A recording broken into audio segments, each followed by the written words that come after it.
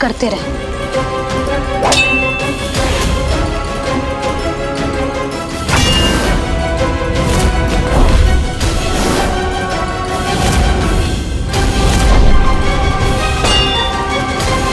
फिर क्या हुआ मैया?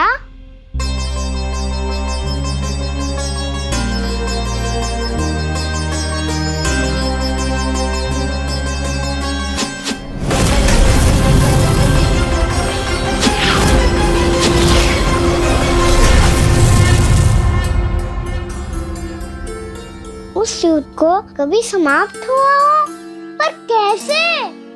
शीघ्र ही वो राक्षस थक गौ लल्ला।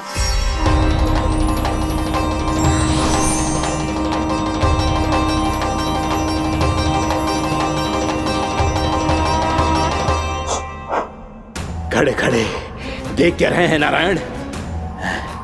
आक्रमण कीजिए, वध कर दीजिए मेरा।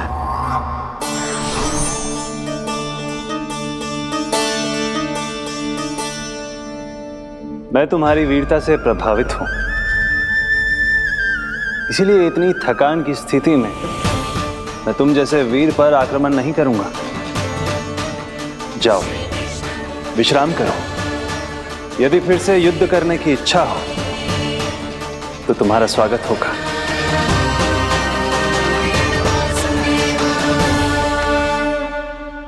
जे कह के श्री नारायण बद्रिका आश्रम चले गए और वहां हिमवत नाम की एक कंदरा में ध्यान लगा के बैठ गए। उधर वो राक्षस विश्राम करने लगो। अनेकों दिन बीत गए और अब वो राक्षस मूरा फिर से स्वस्थ होके बलवान हो गया था। उसने अपनी सारी शक्ति फिर से प्राप्त कर ली थी। श्री नारायण ने उस पर दया करी थी, पर वो फिर से श्री नारायण को छलने को तैयार होगा।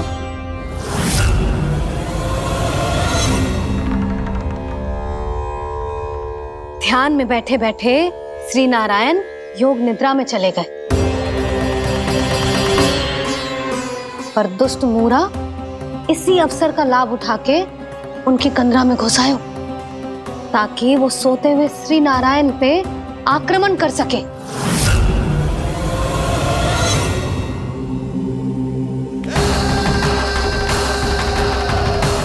आज इस लंबे युद्ध को जीतकर अपने इस अंतिम शत्रु का भी अंत कर दूंगा मैं।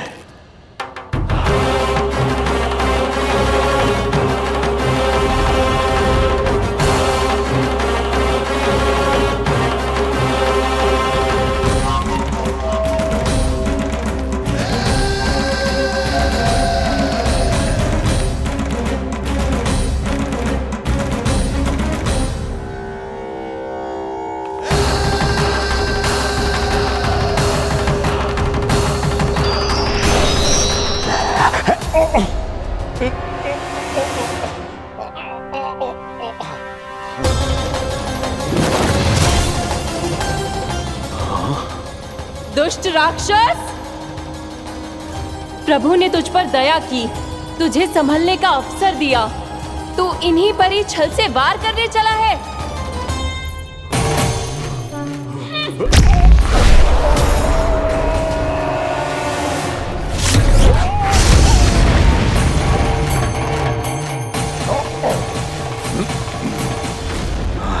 मैं अजय हूँ, मुझे कोई पराजित नहीं कर सकता। ब्रह्मा का वरदान है मुझे। तूने नारायण से अपराजय होने का वरदान मांगा था मूर्ख, उनकी शक्ति से नहीं। ध्यान से देख, मैं तेरी मृत्यु हूँ, मृत्यु।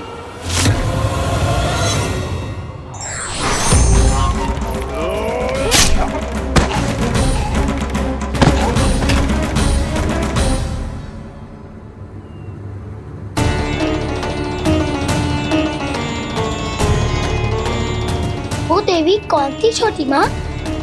और कौन बलराम, वही तो थी देवी एकादशी।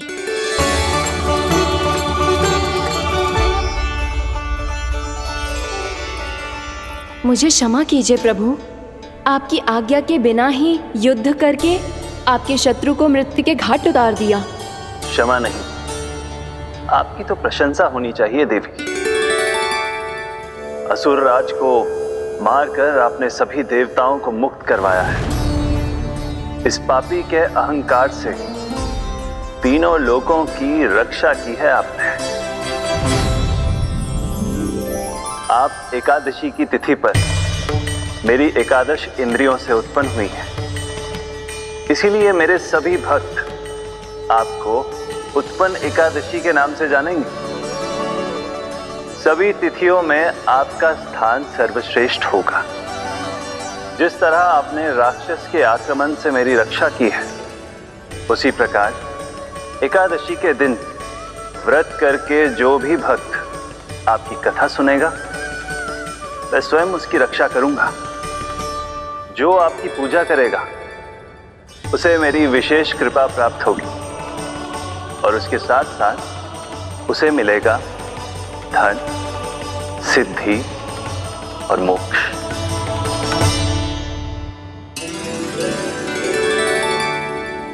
इसीलिए आज के दिन व्रत रखने का बहुत अधिक महत्व होता है। बोलो एकादशी मैया की जय। बोलो श्री नारायण भगवान की जय।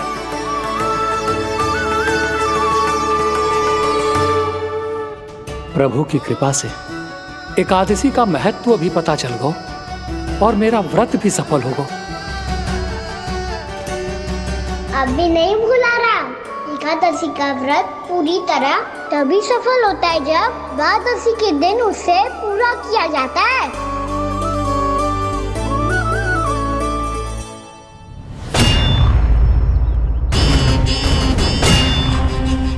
आवश्यक है आपको यह आभास होना कि उस विष्णु अवतार को पराजित करने के लिए आपके साधारण योद्धाओं में वो सामर्थ्य नहीं है। वो विष्णु अवतार कुछ अधिक ही असाधारण है।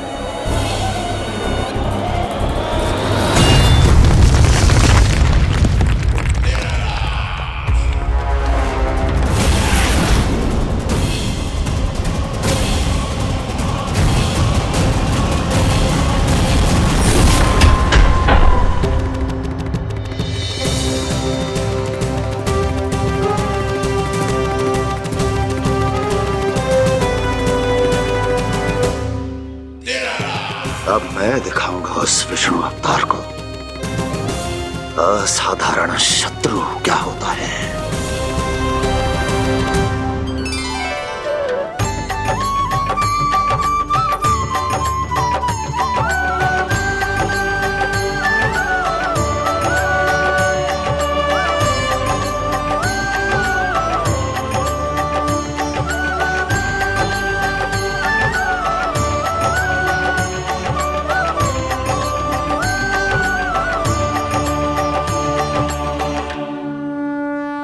मामा अधीर हो रहे हैं, पर मैया ने मुझे अभी तक बाहर जाने की आज्ञा नहीं दी है। अभी उन्हें किसी और राक्षस को यहाँ भेजने से रोकने के लिए मुझे ही कुछ करना होगा।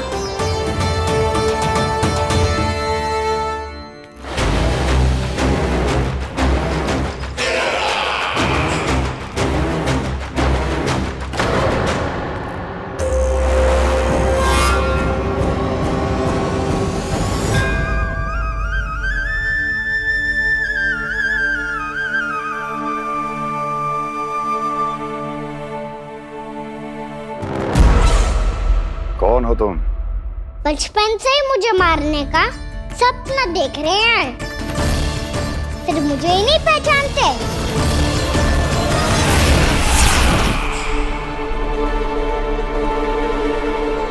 बचपन से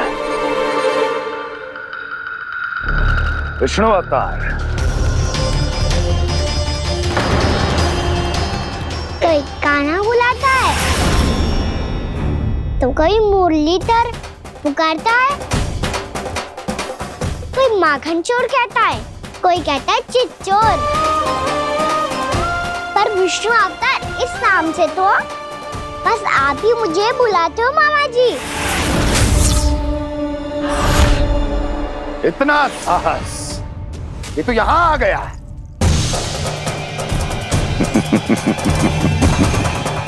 यहाँ आ तो गया तू विष्णु अवतार, किंतु यहाँ से जीवित नहीं जाएगा। तेरे इस शीश को तेरे धड़ से अलग कर दूंगा मैं।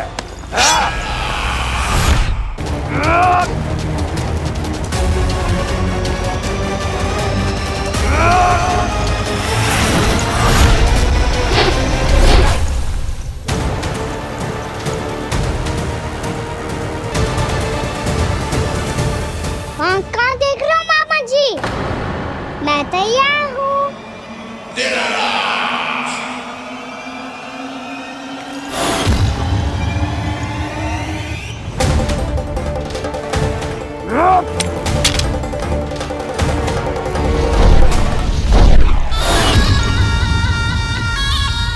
मामा जी, आप सदैव इसी तरह क्रोध में रहते हो क्या?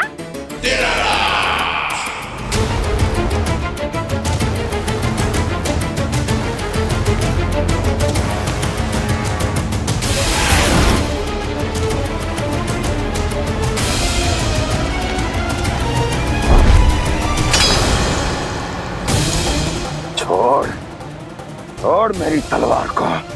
छोड़ो तो तब जब पकड़ा हूँ।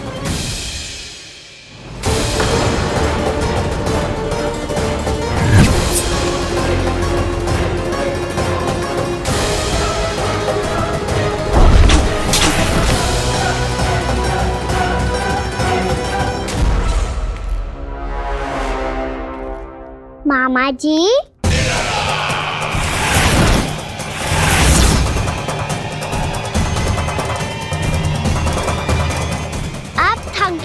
थोड़ा विश्राम कर लो। आपका तो पता नहीं, मैं अवश्य थक गया हूँ।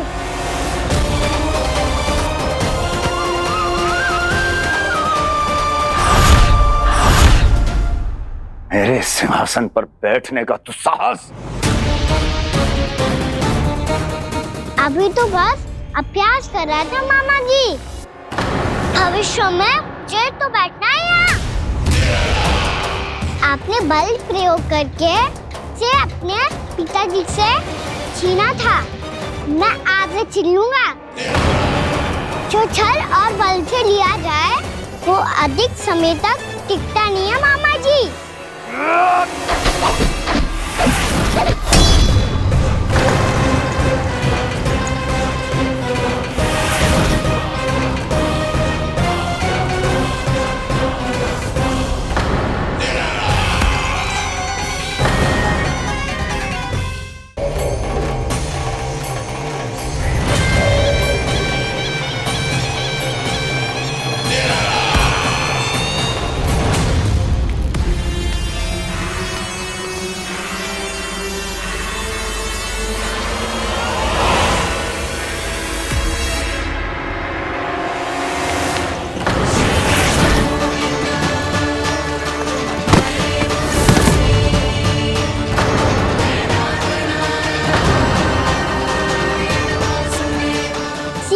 आपको ये सिंहासन छोड़ना होगा।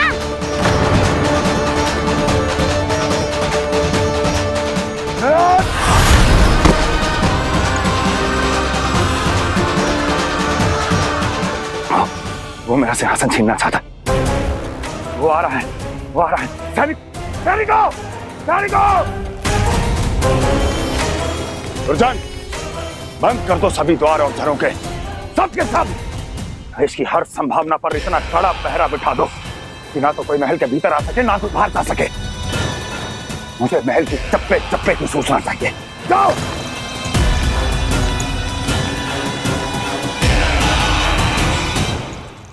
सिंहासन।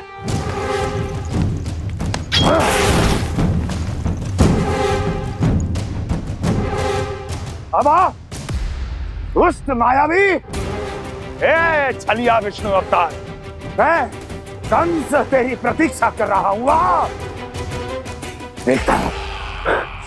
देखता हूँ मेरे सिंहासन पर कैसे बैठता है तू।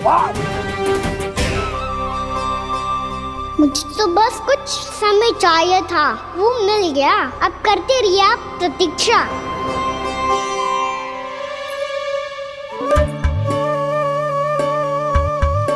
जी अपने आप से बातें क्यों कर रहे हो जी?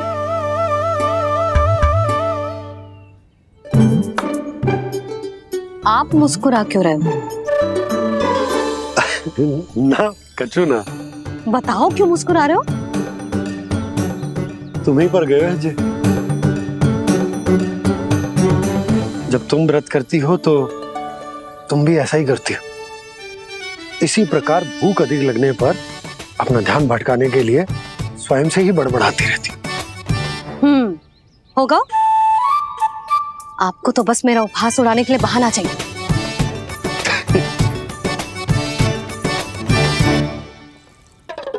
लल्ला, भूख लगी है?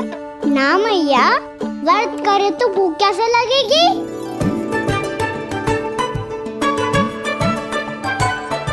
यदि लगी हो तो छोटे बालकों को थोड़ी बहुत भूल चूक क्षमा होती है। कछु ना तो फल तो तू खा ही सकते है। अब तो पूरे नियम और विधि विधान से व्रत तोड़ूंगा। कल द्वादशी के सुबह मुहूर्त के अनुसार। ठीक।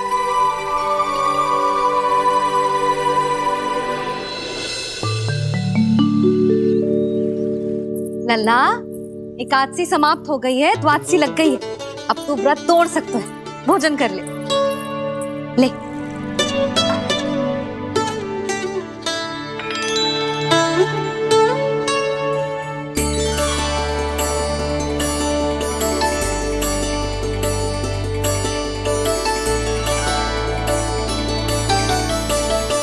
आज तो कार्य कर लीजिएगा। मैं ना चाहती कि सब गांव वाले फिर से आपका उपहास उड़ाएं। अरे, इसी क्षण कार्य आरंभ करना आवश्यक ना है। कुछ खा तो लो। कल भी पूरे दिन व्रत में रहे, अब तो कुछ खा लो। ना, अभी बिल्कुल भूख ना है। और हाँ भगवान, तुम्हें चिंता करने की आवश्यकता नहीं है। आज मैं किसी को भी 2 शब्द कहने का अवसर नहीं दूंगा। अरे, कुछ खाओगे पियोगे नहीं तो कैसे रहोगे?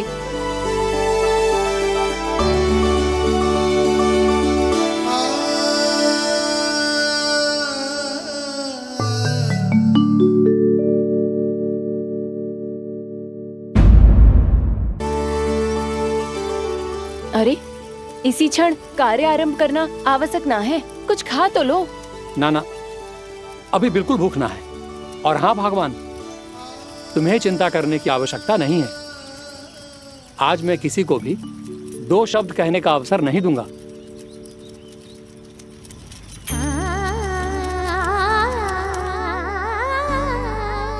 ठहर, मैं तेरे लिए मट्ठा लेके आती हूँ। व्रत के बाद पीने से पेट ठंडा रहता है। रुक।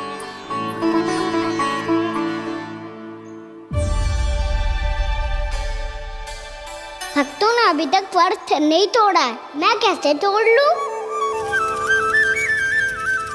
भूख कहाँ से होगी? श्री हरि नाम से पेट तो भर लेते हो। श्री हरि, श्री हरि, श्री हरि।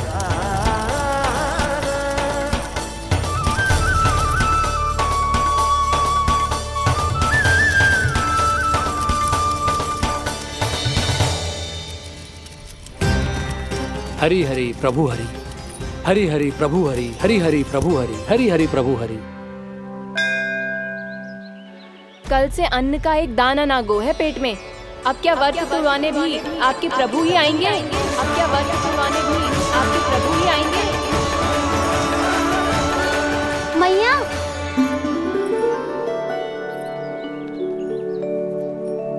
मैया पहले व्रत तोड़ के कछु खा तो लो। अभी ना, लौट के आने के बाद। हाँ,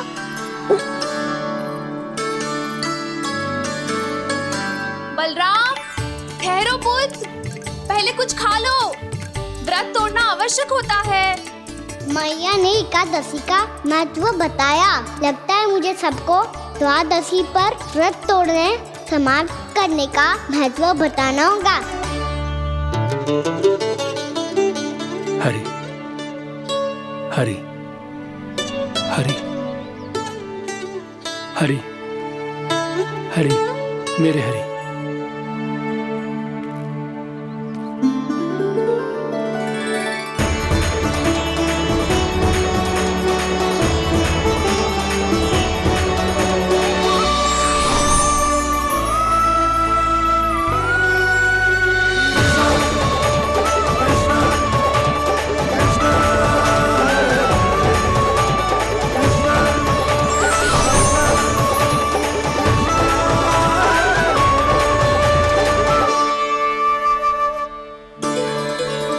अभी अभी तो मैंने बच्चों की माँ को वचन दिया था कि आज किसी को शिकायत करने का अवसर ना दूंगा, और अब मैं प्रभु श्री हरि की कल्पना जसोमती रानी के लल्ला में ही करने लगा।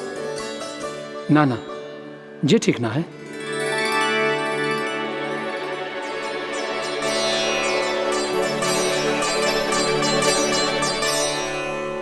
ठीक ही तो है, बिल्कुल सही पहचाना है आपने। बड़े तो बड़े, अब तो बालक भी हमारा उपहास उड़ाने लगे। मैं आपका उपहास नहीं उड़ाने आया, मैं तो आपके एकादशी के व्रत को पूरा कराने आया हूँ।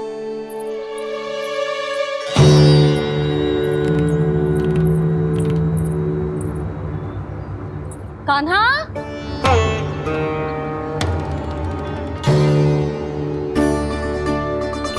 तो ये रे आपकी छड़ी और ये रे मेरी पीठ। सेक बिना ताकत तोड़।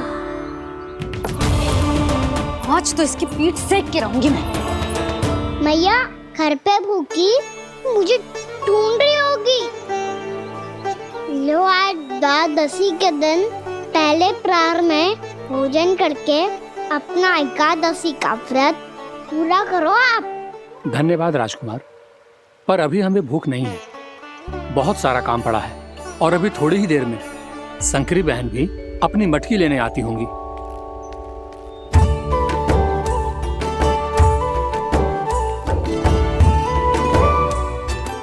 पर मैं आपका व्रत पूरा कराए बिना नहीं जा सकता।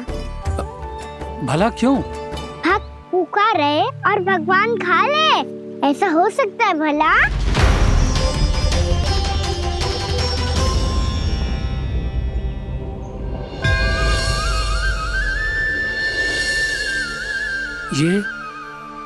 ये कैसा भ्रम हो रहा है मुझे लगता है अपना काम करना चाहिए। द्वादशी के पहले प्रहर में व्रत पूरा करना बहुत आवश्यक होता है, ना तो एकादशी का व्रत भी पूरा ना मानो जाता। इतनी सारी ज्ञान की बातें तुम्हें कैसे पता है लल्ला?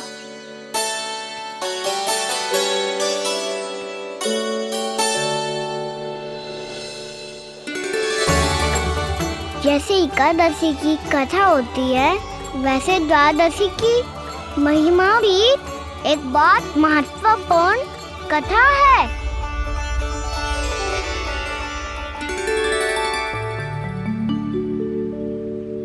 कैसी कथा?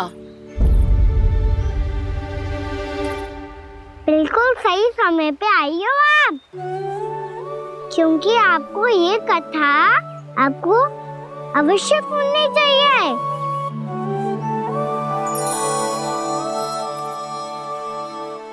मुझे क्यों?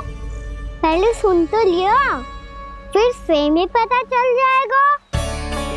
बहुत समय पहले एक राजा हुआ करते थे, राजा अम्बरीश। भगवान श्री हरि के बहुत बड़े भक्त थे। ओम नमो नारायणाय। ओम नमो नारायणाय।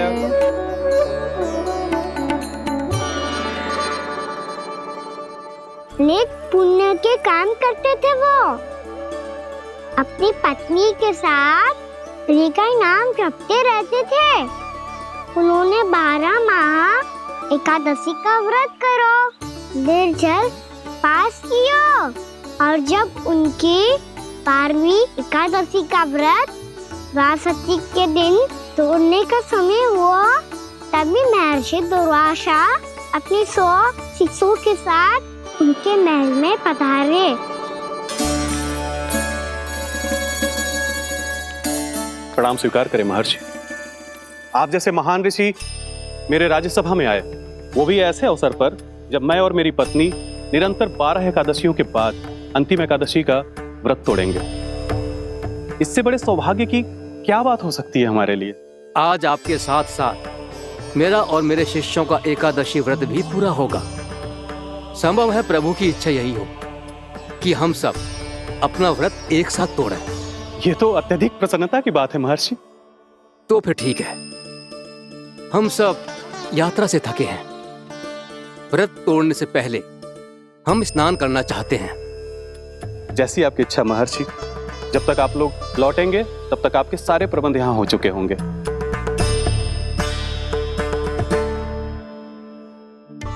महर्षि दुर्वासा स्नान करने गए थे, पर उन्हें लौटने में विलंब हो रहा था और इधर द्वादशी पर व्रत पूरा करने का मुहूर्त बीता जा रहा था। महाराज अमरीश बड़ी विरगता के साथ महर्षि दुर्वासा के लौटने की प्रतीक्षा कर रहे थे। महाराज, व्रत तोड़ने का मुहूर्त बीता जा रहा है, बस कुछ ही समय बचा है। महर्षि और उनके शिष्यों को लौटने में न जाने कितना समय लग जाएगा। मेरा सुझाव है कि आप मुहूर्त समाप्त होने से पहले व्रत अवश्य तोड़ लें। गुरुदेव, हमने महर्षि दुर्वासा को वचन दिया है कि जब तक वो लौटेंगे नहीं तब तक हम व्रत नहीं तोड़ेंगे। इसीलिए मैं उनके लौटने के बाद ही भोजन ग्रहण करूंगा। पर महाराज, मुहूर्त यदि बीत गया और समय रहते हुए नहीं आए तो महाराज आपका व्रत पूरा नहीं होगा। महाराज, आपको उसका फल नहीं मिलेगा। महाराज, 12 एकादशियों का व्रत व्यर्थ चला जाएगा। किंतु गुरुदेव, यदि मैंने भोजन कर लिया तो ये तो अतिथियों का अपमान होगा। आप उचित कह रहे हैं महाराज, भोजन के लिए उनकी प्रतीक्षा अवश्य कीजिए महाराज। पर मुहूर्त रहते हुए एक तुलसी का पत्ता और जल ग्रहण कर लीजिए।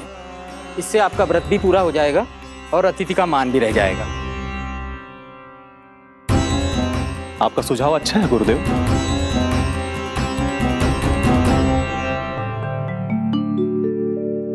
जैसे ही महाराज ने तुलसी का पत्ता खाया, वैसे ही महर्षि दुर्वासा लौट आए। महाराज,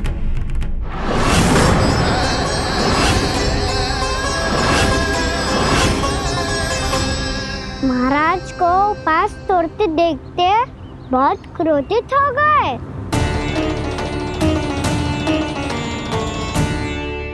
बहुत बड़े भक्त हैं आप, परंतु आप ये नहीं जानते अपने अतिथियों के साथ कैसा व्यवहार करना चाहिए। आपने हमें साथ भोजन करने का वचन दिया था, पर अपना व्रत क्यों तोड़ा आपने?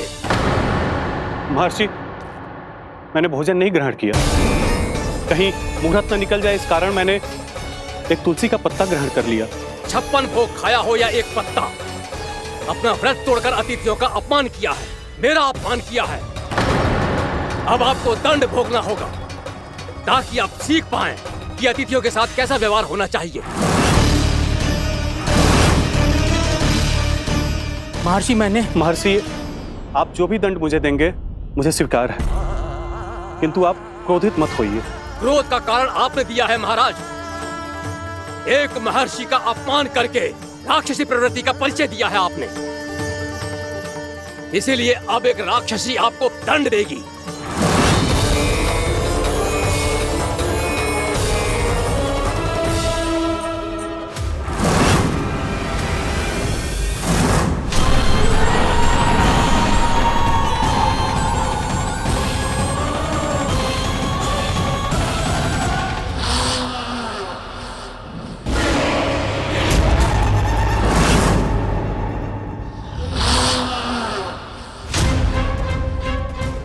हे प्रभु, यदि मैंने सच में महर्षि का अपमान करने की भूल की हो तो मैं उसका परिणाम भोगने के लिए प्रस्तुत हूं। ओम नमो नारायणाय, ओम नमो नारायणाय नमः। महर्षि दुर्वासा को यह आभास ही नहीं था कि महाराज अम्बरीश ने उनका अपमान नहीं किया था। फिर भी उसे अपमान मान के वो श्री नारायण के भक्त पे संदेह कर रहे थे। मैंने भी तो भोला राम की भक्ति पे संदेह किया था। हे नारायण, ये क्या पाप हो गया मुझसे? संदेह किसी अपमान से कम ना हो तो, और भगवान सब सह सकते हैं, पर उनके प्रिय भक्तों का अपमान सहन ना कर सकते।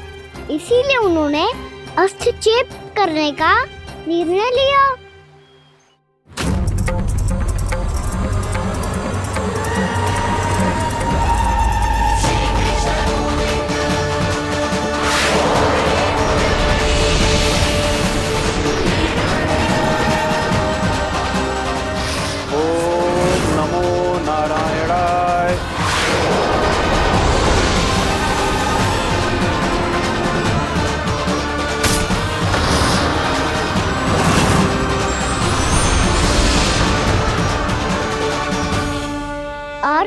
भगवान का वो सुदर्शन चक्र महर्षि दुर्वासा के पीछे पड़ गया। ये चक्र तो मेरी ओर बढ़ रहा है। ओम नमो नारायणाय। ये कैसे संभव हो सकता है? कोई रोको इसे, कोई रोको इसे।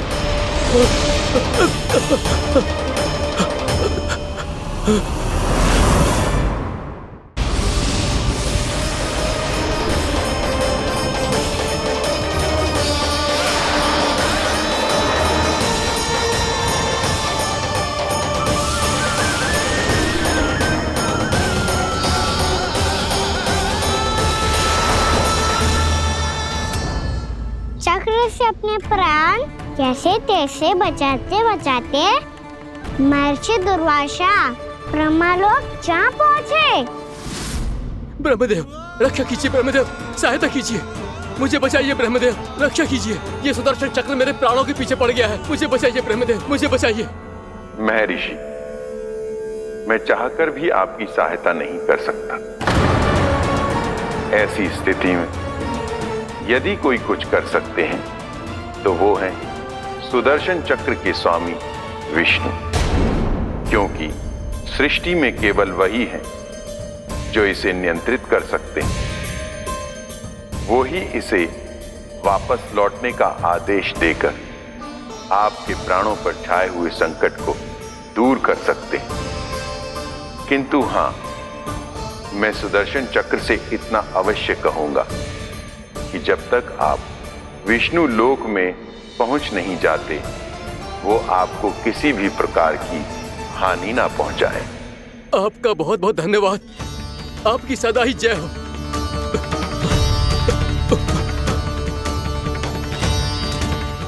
फिर क्या था? भागते भागते महर्षि दुर्वासा सीधे भगवान श्री हरि के शरण में बैकुंठ पहुंच गए। त्राहिमाम प्रभु, त्राहिमाम, मुझे बचाइए, मेरी सहायता कीजिए प्रभु, मेरी सहायता कीजिए। मैं आपके इस चक्र और ऊर्जा से नहीं भाग सकता प्रभु, कृपया करके अपने सुदर्शन को रोकिए, इसे वापस लीजिए प्रभु। यह असंभव है महर्षि। एक बार सुदर्शन चक्र मेरे हाथों से छूट जाए तो अपना उद्देश्य पूरा किए बिना, मेरे भक्तों की रक्षा किए बिना वापस नहीं लौटता। कोई तो उपाय होगा प्रभु, कृपया करके मेरे प्राण बचाइए प्रभु। मैं सुदर्शन की ऊर्जा से जलकर भस्म नहीं होना चाहता प्रभु। आप जो कहेंगे मैं करूंगा प्रभु, मेरी सहायता कीजिए प्रभु, मेरी सहायता कीजिए। उपाय है, किंतु मुझे नहीं लगता कि आप वो कर पाएंगे। मैं अवश्य करूंगा, मैं अपनी प्राण रक्षा के लिए कुछ भी करूंगा प्रभु। आपने मेरे भक्त राजा अम्बरीश को भक्ति का कर्तव्य निभाने के लिए अपमानित और दंडित किया है महर्षि, पर भक्त की रक्षा करना भगवान का कर्तव्य है। इसलिए यदि आप भक्त राजा अम्बरीश के पास जाकर क्षमा याचना करें और यदि वो आपको क्षमा कर दे तो ही ये चक्र आपके प्राण लिए बिना लौट सकता है। अन्यथा आप तो जानते हैं महर्षि, मेरे भक्त का अपमान मेरा अपमान। भक्त का अपमान भगवान के अपमान से कम ना हो तो है। महर्षि दुर्वासा को भी ये बात समझ आई और फिर उन्होंने महाराज अम्बरीश से क्षमा याचना की। महाराज महाराज महाराज महाराज महाराज, मुझे क्षमा करें महाराज, मुझसे बहुत बड़ी भूल हो गई महाराज, मुझसे बहुत बड़ी भूल हो गई महाराज। महर्षि, आप हमारे चरण छुए ये उचित नहीं। महाराज, महाराज अम्बरीश, आप नारायण के सच्चे भक्त हैं। मैंने आपको अपमानित किया, दंडित करने का प्रयास किया महाराज। इस अपराध के लिए मुझे क्षमा कीजिए महाराज, और इस सुदर्शन चक्र से मेरे प्राण बचाइए महाराज।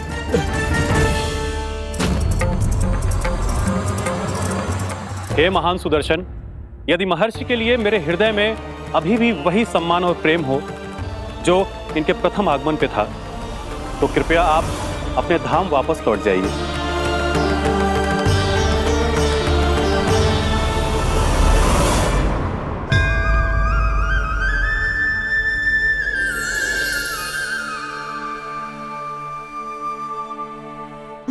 आपका बहुत बहुत धन्यवाद महाराज अम्बरीश। मैं आपको आशीर्वाद देता हूँ कि आप देवराज इंद्र के समान शक्तिशाली हों। आपकी कीर्ति का पताका 10 दिशाओं में फहराए। मेरी बस एक ही इच्छा है महर्षि कि मैं आपके साथ अपना उपवास तोड़ सकूं। अवश्य महाराज, हम सब भोजन आपके साथ करेंगे और अपने आप को नारायण की सेवा में अर्पित करके व्रत को पूरा करेंगे, क्योंकि आज जो यहाँ हुआ है उससे सिद्ध हो चुका है कि एकादशी व्रत का फल द्वादशी की सुबह भोजन करने से ही प्राप्त होता है। इस कथा से हमें पता चलता है कि सभी को द्वादशी के सुबह भर पेट भोजन करके एकादशी का व्रत पूरा करना चाहिए। और दूसरी बात, भगवान की सच्ची भक्ति अपमान कभी ना करना चाहिए। उनके साथ सदैव प्रेम से व्यवहार करना चाहिए। यही भगवान को सबसे अधिक प्रिय है। भैया भोलाराम, मैंने भी श्री हरि पे तुम्हारे विश्वास का उपहास उड़ाया था, मुझे क्षमा कर दो। ना ना, आप क्षमा मांगकर मुझे लज्जित मत करो, आप तो मेरी बहन जैसी हैं। जब महर्षि दुर्वासा जैसे महान ऋषि को भी प्रभु के भक्त से क्षमा मांगनी पड़ी, तो मैं तो बहुत ही तुच्छ हूँ। मुझे आपकी किसी भी बात का बुरा ना लगा। पर पता है प्रभु को कौन सी बात कब बुरा रखता है? कौन सी बात? जब उनका भक्त भूखा रहे, समय पे अपना व्रत पूरा ना करे। और जैसा कि आप सभी ने अभी कथा से सीखो है, एकादशी के व्रत को द्वादशी की सुबह अवश्य पूरा करना चाहिए। अब आप जाओ, अपना व्रत पूरा करो।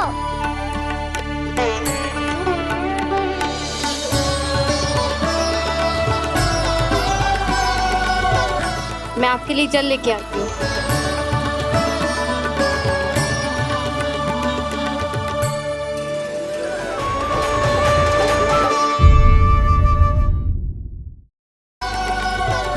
मैं आपके लिए जल लेके आती हूँ।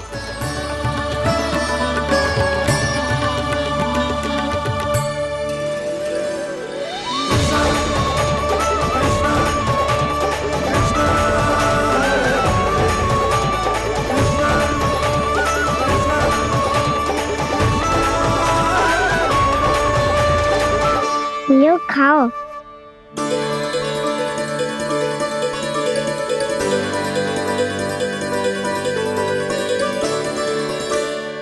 कान्हा,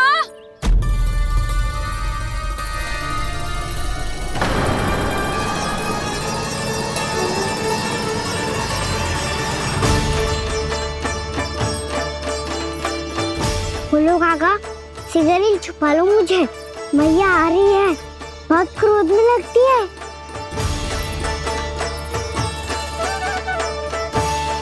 आज तो बहुत दंड मिलेगा। अभी क्षण भर पहले तो ये साक्षात भगवान के रूप में बात कर रहे थे, और अब अचानक ही ऐसे बालक बन गए जो मैया से दंड मिलने के भय से व्याकुल हैं।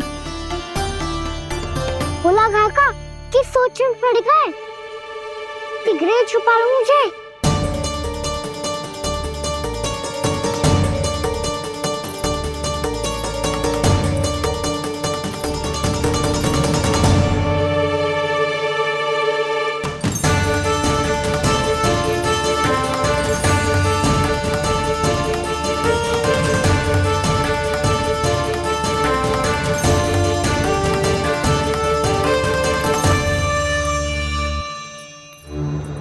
भोलानाथ जी, कान्हा को देखो है क्या? मैंने तो अपने प्रभु को देखा है। मैं अपने लल्ला को ढूंढ रही हूँ, उसे देखो है आपने? वही तो मैं भी कह रहा हूँ जसोदा रानी, मैंने सिर्फ और सिर्फ अपने प्रभु को देखा है।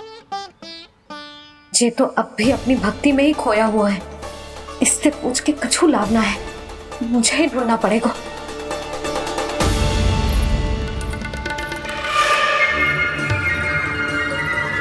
बच गए। संकरी मौसी, कान्हा को देखो है क्या कहीं?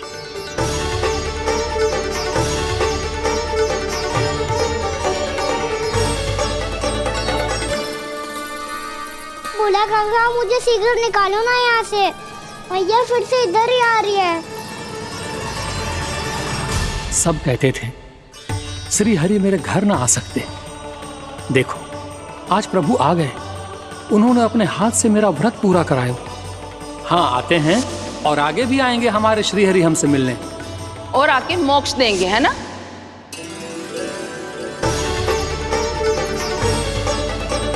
शीघ्र निकालो ना भोला काका, मैया आ रही है। मैं ना निकालूं? क्यों?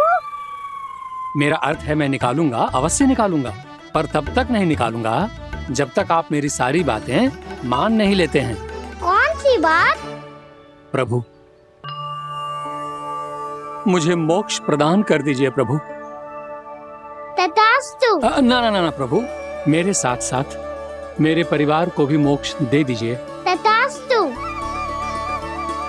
अब तो निकाल दो, मैया देख लेंगी। ना प्रभु, मेरे परिवार के साथ मुझसे जुड़ी हुई हर वस्तु, जीव जंतु, प्राणी, गाय बैल भैंस, सभी को मोक्ष प्रदान कर दीजिए प्रभु। तथास्तु। प्रभु आप सच में अद्भुत हैं। मैंने जो मांगा आपने बिना सोचे समझे सब प्रदान किया। मैं ही अपनी मांगे बढ़ाता रहा। प्रभु प्रभु मुझे क्षमा कर दीजिए, प्रभु मुझे क्षमा कर दीजिए।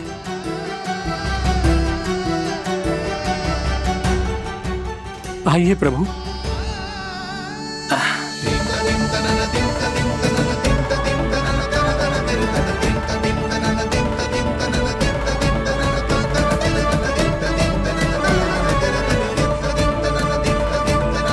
प्रभु आप तो प्रभु हो, हरि हो, भगवान हो। आप चाहते तो इस मटके से स्वयं निकलकर बाहर आ सकते थे, फिर मेरी आपने हर इच्छा क्यों पूरी की? क्योंकि मेरे भक्त की इच्छा पूरी करने में मुझे भी प्रसन्नता मिलती है। ना तो मैं अपने भक्तों का अपमान सह सकता हूँ और ना ही उनकी इच्छा अधूरी रहने दे सकता हूँ।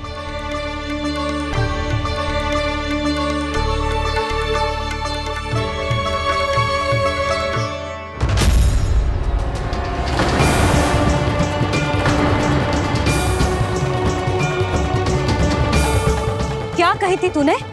हाँ, कि तू फिर से छल ना करेगा। फिर मुझे बिना बताए घर से बाहर कैसे निकलो? क्षमा करना मैया, पर जो आपने सिखाया था मैंने तो उसी का ही पालन करो है। फिर से चतुराई कर रहे हो है ना? हाँ? आप ही ने तो कही थी ना, यदि कछु करने से किसी को हानि ना पहुंचती हो या फिर किसी अच्छे कार्य में सहायता हो रही हो तो आज्ञा लेने की आवश्यकता ना होती। यदि तेरे कछु करने से किसी और की कोई हानि ना हो रही हो या किसी के अच्छे कार्य में सहायता हो रही हो तो मुझसे आज्ञा लेने की आवश्यकता ना है। तो किस अच्छे कार्य के लिए आया है यहाँ? एकादशी के सुबह एकादशी का व्रत खोल के भोजन करा जाता है। ये बात ना तो भोला काका को पता थी, ना शंकरी मासी को और ना ही किसी और को। और तुझे पता थी? हाँ, मेरी मैया ने बहुत अच्छे से सिखाया है मुझे। जैसे कल तूने एकादशी कथा सुनाई थी ना, आज वैसे ही तेरे लल्ला ने सबको द्वादशी कथा सुनाई है। सच्ची यशोदा रानी जी, इसने तो हमारी आंखें ही खोल दी। और भाभी, सच तो ये है कि मुझे भी ना पता था कि ये इतना बड़ा ज्ञानी है और इतना अधिक समझदार।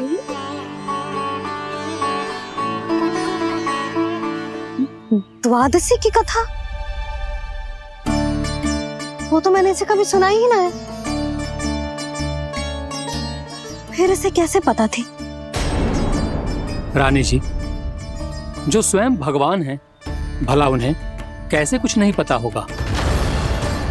मैंने तो इन्हें पहचान लिया।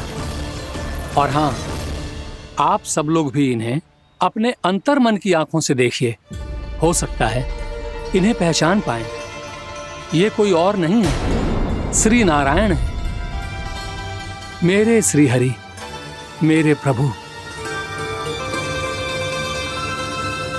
जय श्री हरि।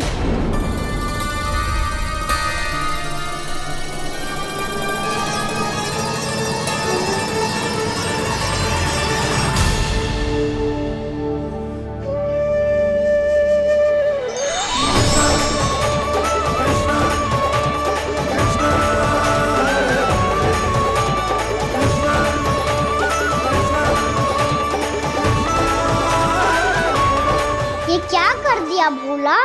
जिस रास्ते को मैंने इतनी कठिनाई से बचा के रखा था, सबके सामने उसे उजागर कर दिया तुमने।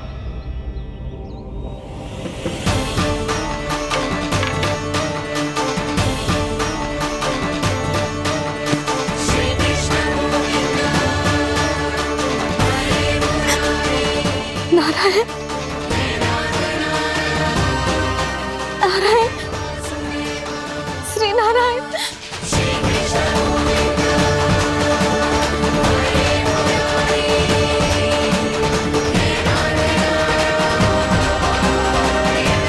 श्री नारायण।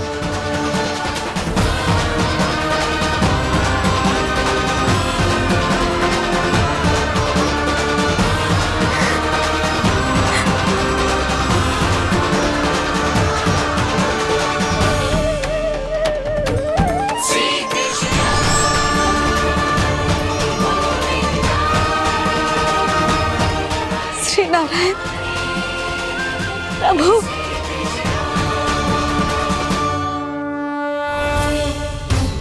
जिस रास्ते को इतने यत्न से संभाल के रखा था, आज वो सबके सामने खुल गया।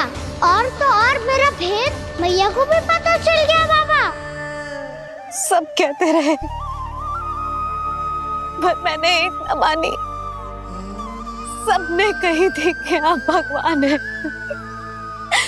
पर मैं मूर्ख आपको पहचान ही ना पाई। कितनी अभागी हूं मैं।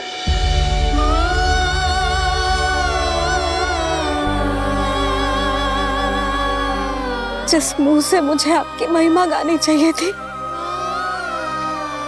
उसी मुंह से मैंने आपको डांटा है।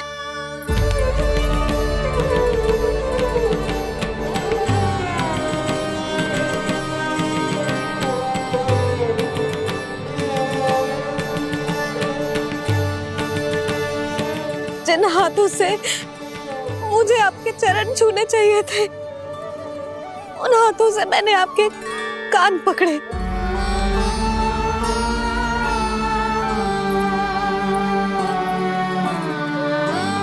मुझे तो आपकी सेवा करनी चाहिए थी प्रभु, और मैंने आपको दंड दियो,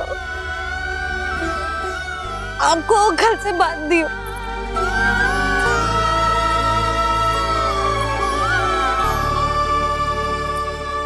बावली हो गई थी प्रभु। अपने श्री नारायण को, अपने प्रभु को एक साधारण सा बालक समझ लियो मैंने।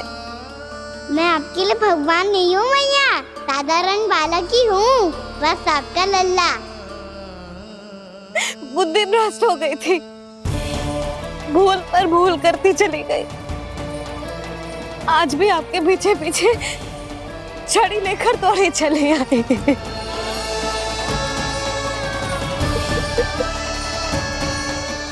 अपने आप को दोष मत दो मैया, आपके इस ममता के लिए तो जन्म लिया है मैंने।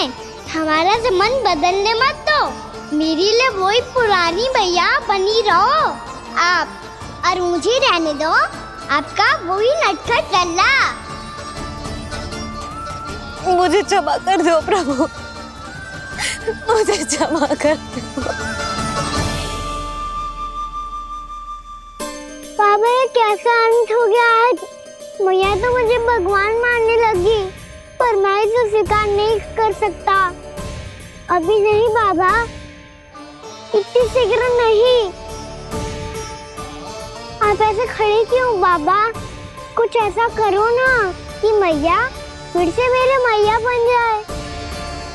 उनकी दृष्टि में भक्ति नहीं, ममता चाहिए मुझे। कान्हा, मेरे सामर्थ्य में हो तो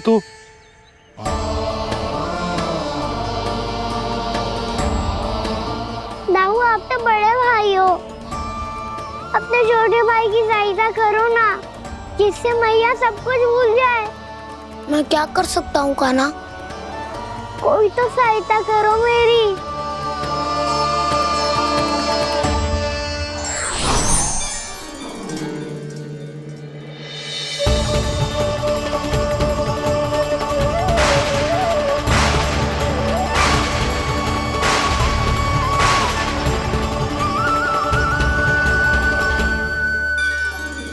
अपने आप को संभालिए प्रभु।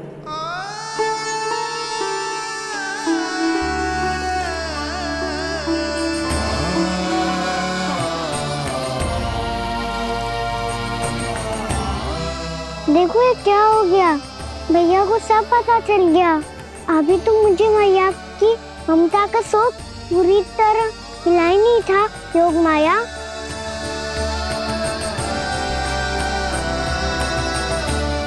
मेरी सहायता करो ना।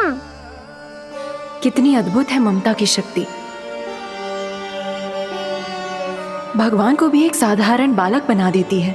बालक की बना रहना चाहता हूँ मैं, नहीं चाहता दिव्य होना, नहीं चाहता भगवान बनना। बस मैया की गोद में रहकर ममता की रस से सेम को भिगोना चाहता हूँ। इनकी डांट फटकार का सुख पाना चाहता हूँ। कुछ भी करे योग माया, पर इन सबको भुला दो मेरा सत्य।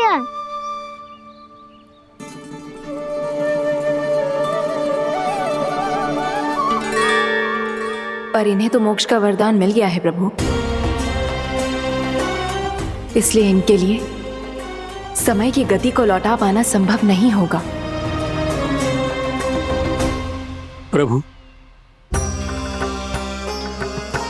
अब मुझे ये सब भूलने की कोई आवश्यकता नहीं है। मुझसे जो त्रुटि हुई है अब वो दोबारा कभी नहीं होगी, और आज के बाद आपका ये सत्य मैं किसी को नहीं बताऊंगा प्रभु, क्योंकि मुझे पता चल गया है कि आपका यशोमती मैया के लल्ला बने रहना कितना आवश्यक है।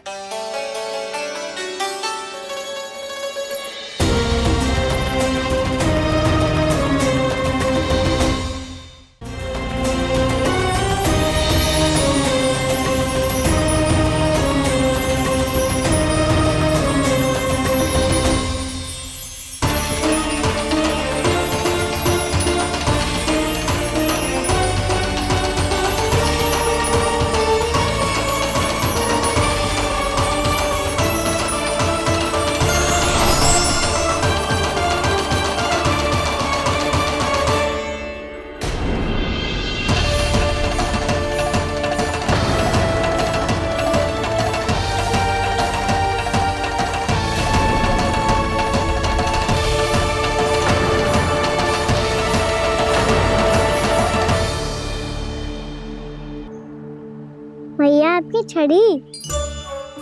पहले चुपके से भाग जातो है, फिर स्वयं ही छड़ी भी पकड़ा रो है? नटखट कहीं का। हंसी आ रही है? अरे किस बात पे इतनी हंसी आ रही है रे? हाँ?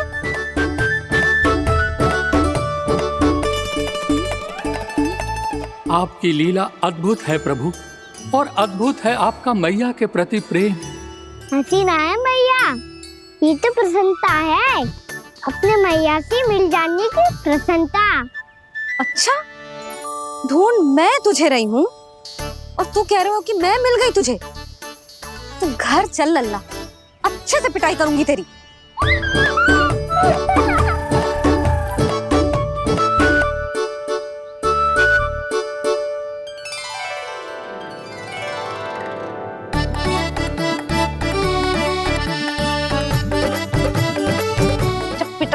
गाल लाल होंगे ना तेरे, तब हंसी बंद होगी तेरी। चल।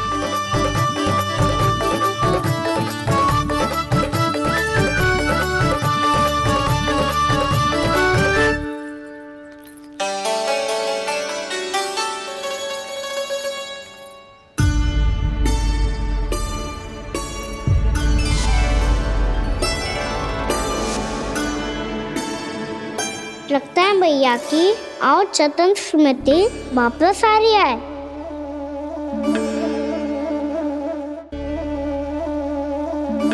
यशोदा, क्या होगो? ना कछु ना। आपको बताऊंगी तो और हंसेंगे मुझ पे। बोल दो, मैं उपास ना उड़ाऊं, सच्ची। देखो देखो इसे कैसे हंस रहे हैं। मेरे हाथ में छड़ी है, मैया क्रोधित है, पर जे तनिक में भय ना लग रहा है ऐसे। हाँ, हंसे जा रहे हैं।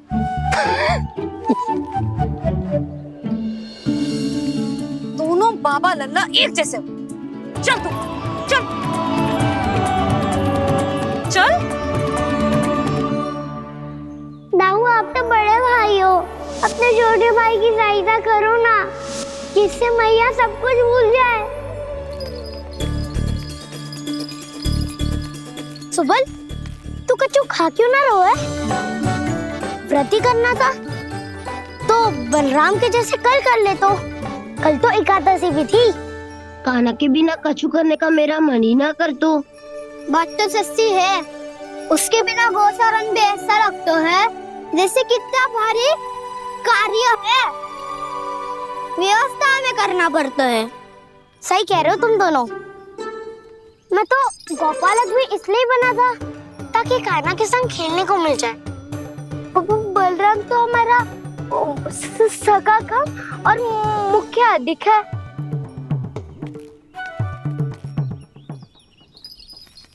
रुक जाओ, तुम सब कुछ देर विश्राम कर सकते हो।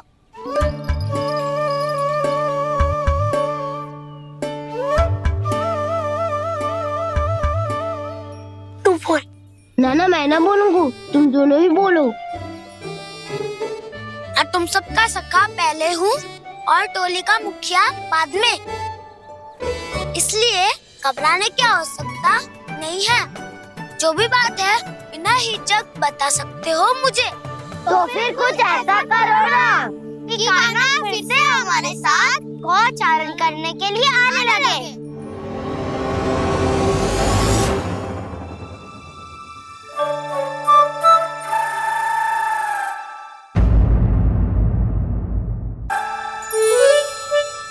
बिना कछु बताए भाग गओ।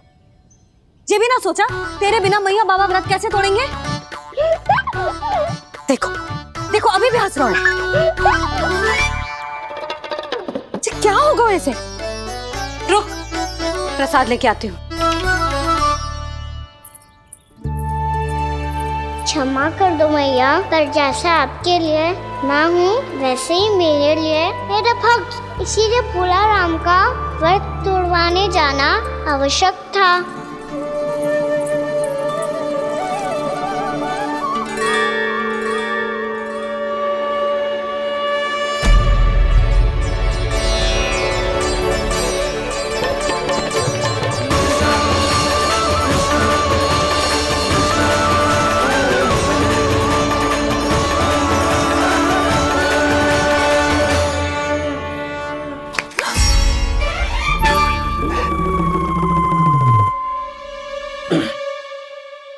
सुधा, फिर से खो गई तुम। अरे कौन से स्वप्न लोक में चली जाती हो तुम बार बार? हमें भी बताओ। माया का प्रभाव ममता पर अधिक समय तक नहीं रह पाता प्रभु। अरे बोलो ना यशोदा, क्या सोच रही थी?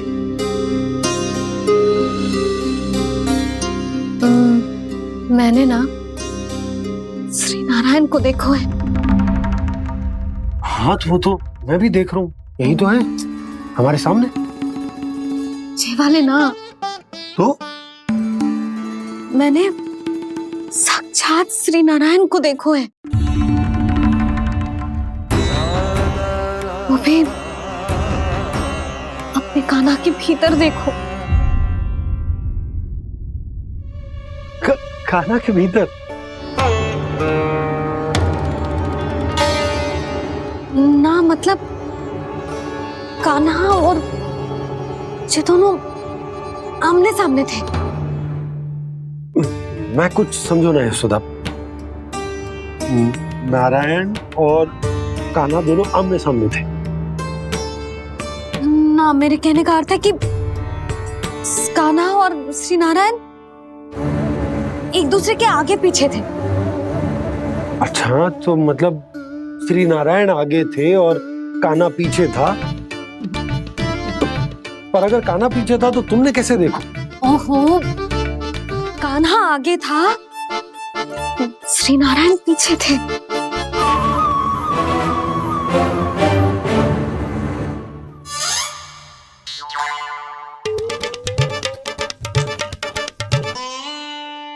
यशोदा, एक बार फिर से सोचकर बताओ कि नारायण आगे थे या कान्हा आगे था?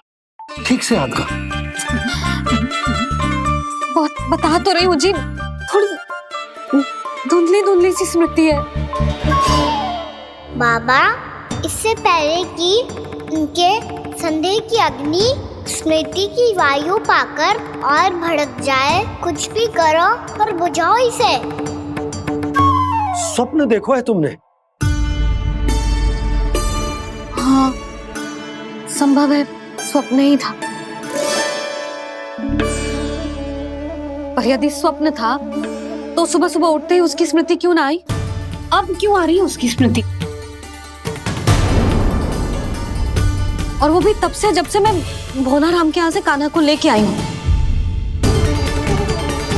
और जब मैं गई थी तो छड़ी मेरे हाथ में थी, पर फिर कान्हा ने मुझे छड़ी दी और मैं बैठी हुई थी।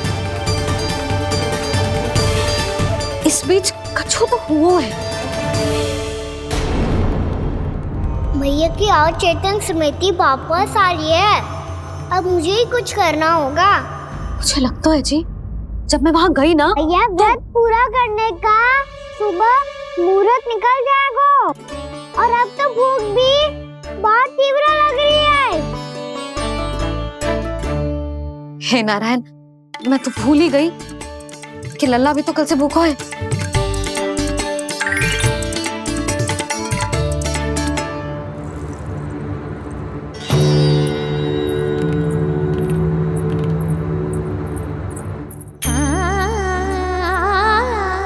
ले, खा।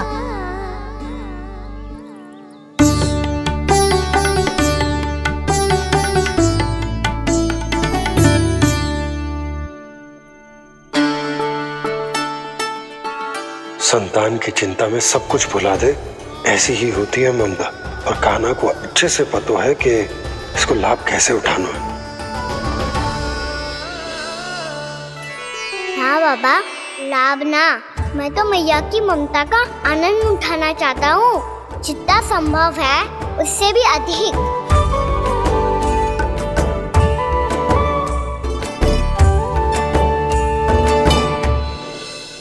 बलराम, कान्हा को फिर से गौचारा लाने के लिए केवल तू ही मना सकते है। तुम्हें ही वो क्षमता है, हमारी टोली के मुख्य गोपालक जो हो तुम। हाँ, और कान्हा के दाव भी तो हो तुम। हाँ, वो तुमको मना ना कर पाएगा। तुझे छोटा होने के नाते तुम्हारे आदेश का पालन तो करना ही चाहिए कान्हा को। चिंता मत करो सखा, मैं कछु कहूँ और कान्हा ना माने, ये तो संभव ही ना है।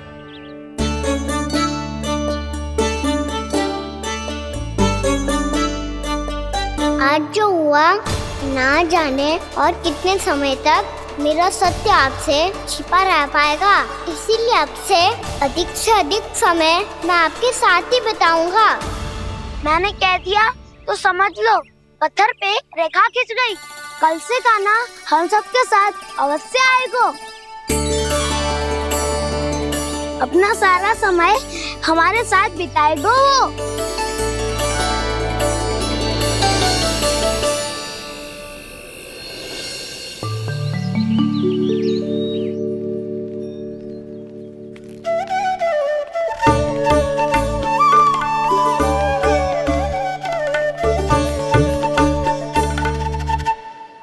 अभी तक तैयार नहीं हुए? तैयार? गौचारण के लिए चलना है ना, तुम्हें लेने आया हूँ। नाना दाऊ, मैं ना चल सकता, मुझे आज्ञा ना है। वो तो माखन चोरी के लिए भी नहीं थी। उस दिन जो वक्कासुर के सामने चले गए थे तुम, तभी तो नहीं थी आज्ञा। इसलिए आज्ञा का बहाना मत ही बनाओगा ना। बहाना नहीं दाऊ, मैं तो सच्ची कह रहा हूँ। मैया को फिर से दुखी ना कर सकते हो, और हम सबको दुखी कर सकते हो तुम। आज मैं तुम्हारी एक ना सुनूंगा का ना। घर पे रहते हुए कितने सप्ताह हो गए तुम्हें? तुम गोपालक हो का ना, गोपालन करना तुम्हारा दायित्व है। आज तुम्हें हमारे साथ चलना ही पड़ेगा। ना दाऊ, मैं ना चल पाऊंगा। बलराम, तुम तो कह रहे थे कि कान्हा तुम्हारी हर बात मानता है, पर इसने तो बड़े भाई का अनादर कर दिया। रुक जाओ कान्हा, सत्य बताओ, तुम छोटी माँ के कारण वन नहीं चल रहे हो, या अब तुम्हें हमारे साथ रहना ही अच्छा नहीं लगता? कहीं ऐसा तो नहीं गौचारण में तुम्हारी रुचि समाप्त हो गई हो? ना दाऊ, ऐसा कछु ना है। मुझे गौचारण की बात प्रिय है, और आप सबका साथ भी। तो फिर वन चलने में क्या समस्या है तुम्हें? अपने दाऊ की बात मान लो और चलो चुपचाप। मैंने सबको वचन दिया है कि तुम हम सबके साथ चलोगे। पर दाऊ, मैंने भैया को भी वचन दिया है कि मैं नहीं जाऊंगा। इसका अर्थ है कि मेरे वचन का कोई मूल नहीं है। मैं तुमसे बड़ा हूँ कान्हा, तुम्हें मेरी आज्ञा माननी चाहिए। मुझे भी तो वचन दिया था तुमने। दाऊ, आप समझ क्यों ना रहे? मैंने कहा ना, मैं नहीं जा सकता। रुक जाओ कान्हा।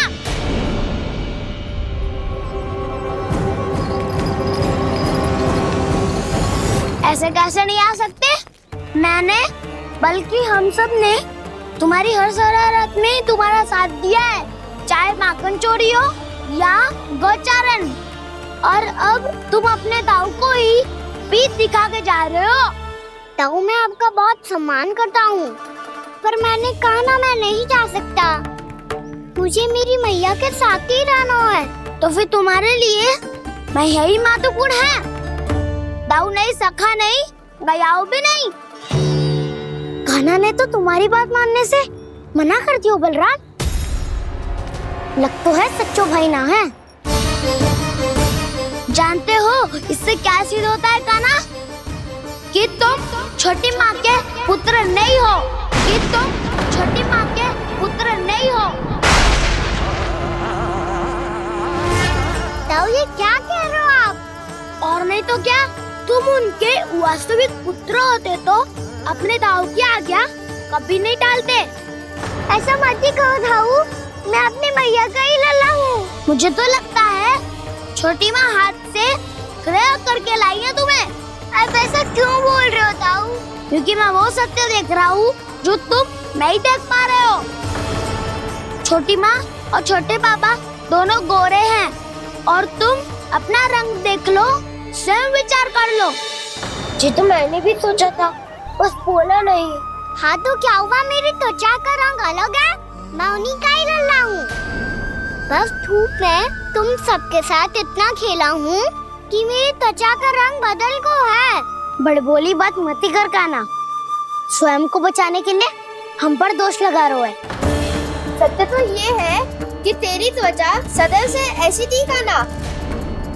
लग तो है ये कि बलराम सही कह रहा है। इसका अर्थ है कि सस्ते में नन काका यशोदा काकी इसके हाथ से ग्रेप करके आए हैं। बालक हाथ में थोड़ी ना मिलता है। हमारे घर में जो बछड़ा है उसको तो मेरे बाबा हाथ से ही लाए थे, पर मुझे हाथ से कोई ना लायो है। मैं अपनी मैया का ही लल्ला हूँ, यशोमती मैया का नंदलाला ही हूँ मैं। तुम्हें वन चलना है तो चलो, या फिर मत चलो, पर छोटी माँ और छोटे बाबा का लल्ला होने का स्वांग करने की कोई आवश्यकता नहीं है।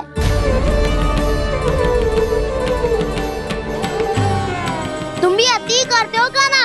कब एक बालक की तरह व्यवहार करते हो और कब भगवान की तरह, कुछ समझ में नहीं आता। भगवान की तरह? मैंने भगवान क्या किया? हाँ हाँ कह दिया तो कह दिया। खड़े खड़े मेरा मुंह क्या देख लो, चलो।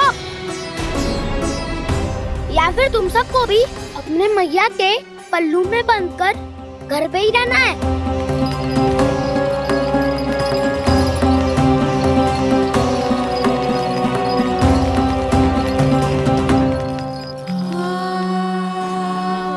जानते हो इससे क्या सिद्ध होता है कान्हा? कि तुम छोटी माँ के पुत्र नहीं हो, कि तुम छोटी माँ के पुत्र नहीं हो।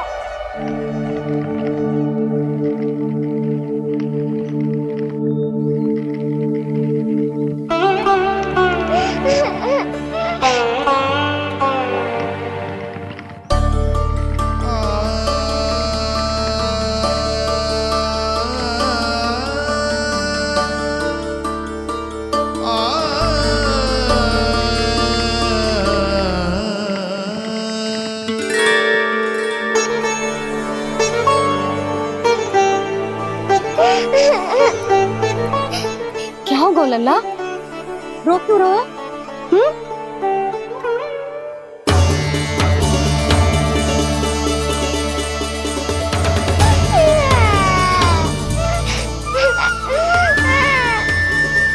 अरे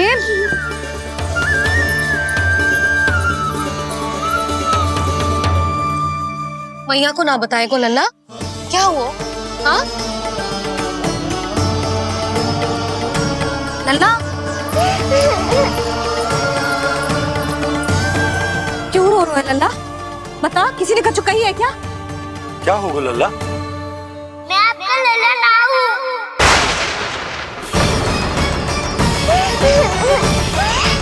ऐसा क्यों कह रहे हो तू? क्या होगा? आपका भी लल्ला ना हूँ मैं।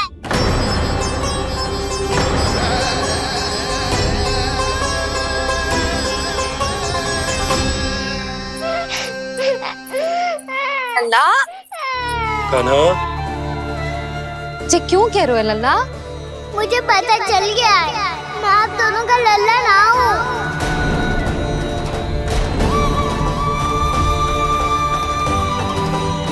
कुछ भी उल्टा सीधा बोल रहे हो, तू मेरा ही लल्ला है ना। आप मुझे हाथ से गिरा करके लाई हो।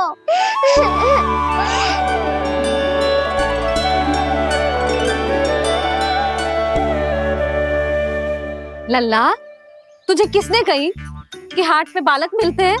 मिलते हैं, पूरी गैया का बालक भी तो हाट से ही आयो है। अच्छा, क्षण भर के लिए मान लिया कि हाट में बालक मिलते हैं, पर तुझे कैसे पता चला कि तुझे हाट से ही लेके आए? मेरा रंग देखो और फिर अपना हाथ देखो। मैं रात के अंधेरा जैसा हूँ और आप दिल की उजाली जैसी। पापा का रंग भी आप जैसा ही है, बस मैं ही बावला हूँ।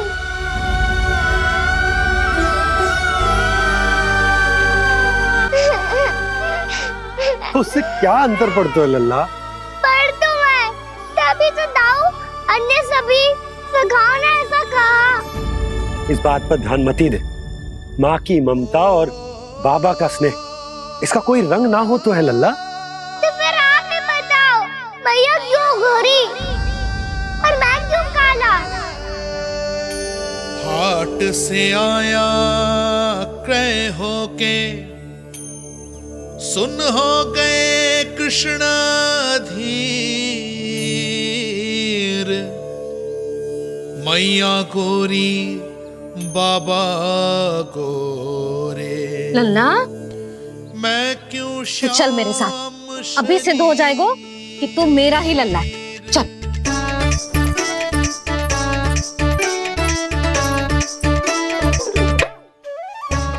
ये दोनों लल्ला और मैया का मन कछु समझ ही ना आता, कछु ना कछु उटपटांग करते ही रहते हैं दोनों।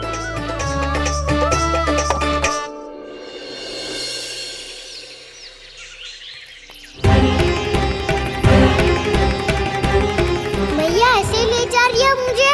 कहाँ और क्यों?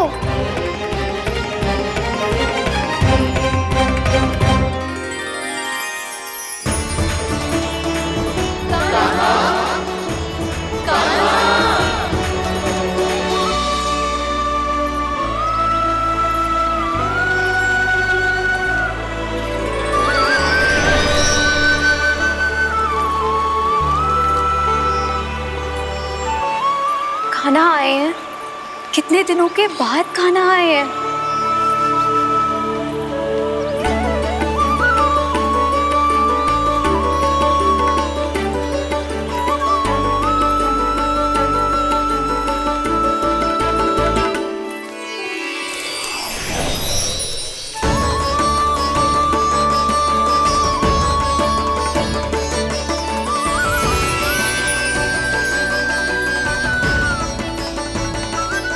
आंखें पथरा गई थी मार्ग देखते देखते।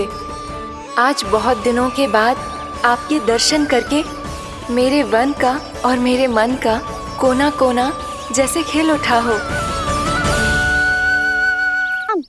तुम्हारी योजना का भी कोई लाभ ना हो। योजना बना के छल में फंसाना मुझे नहीं आता। इस सब में तो केवल कान्हा ही प्रवीण है। कल उसने यशोदा काकी से हम सबकी शिकायत कर दी तो लग तो है कर ही दी। वो देखो। आजा।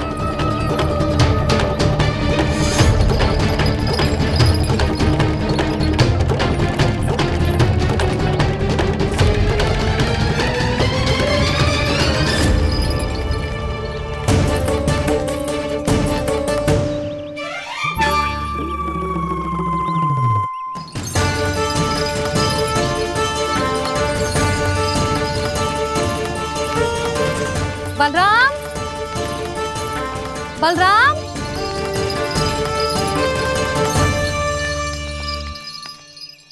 ये बसंती कहाँ है?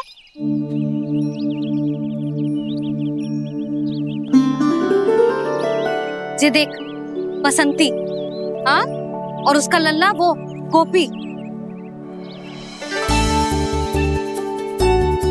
उन दोनों की त्वचा का रंग एक सा है? कान्हा, तू देख के बता, बसंती और उसके लल्ला का रंग एक सा है? और ये देख डमरू, इसका जन्म तो तेरे सामने हुआ था ना? हाँ, और उसकी मैया गोमती। इन दोनों की त्वचा का मिलान कर, एक सा रंग है?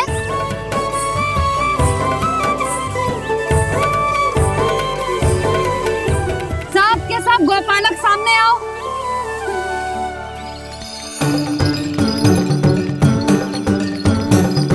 अब तुम सब भी देख के बताओ, दोनों की त्वचा एक जैसी है या रंग अलग अलग है?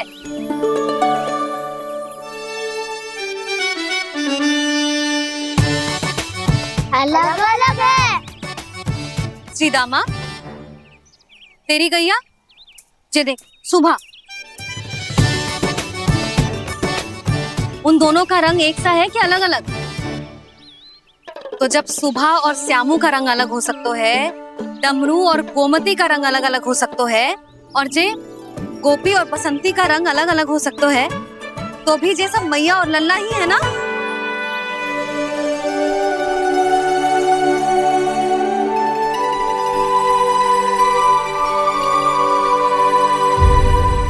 और लल्ला का रंग अलग अलग है तो हम मैया और लल्ला ना हो सकते? इसका अर्थ है कि मैं सच्ची में आपका ही लल्ला हूँ? किसी को कोई संदेह है कि हम मैया लल्ला ना हैं?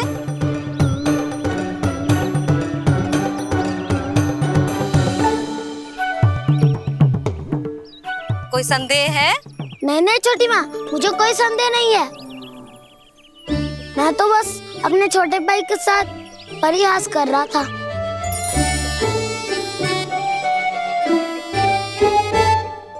कान्हा, तू सदैव मेरा ही लल्ला था, मेरा ही लल्ला है और मेरा ही लल्ला रहेगा। समझ आई?